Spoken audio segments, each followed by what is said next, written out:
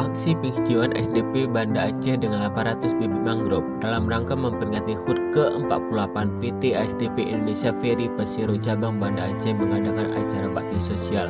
Kegiatan bakti sosial ini dilaksanakan pada hari Minggu 14 Maret 2021 bertempat di pesisir Desa Diah Baru, Kecamatan Pelaksang, Banda Aceh. General Manager PT ASDP Indonesia Ferry Persero Samsudin beserta 30 orang karyawan ASDP turun langsung ke lapangan menanam bibit tanaman mangrove. Penanaman 800 bibit tanaman mangrove ini juga diikuti oleh 20 orang masyarakat pesisir Desa Diah Baru. Kegiatan menanam bibit tanaman mangrove dimulai pasca salat asar hingga jam 17.45 WIB.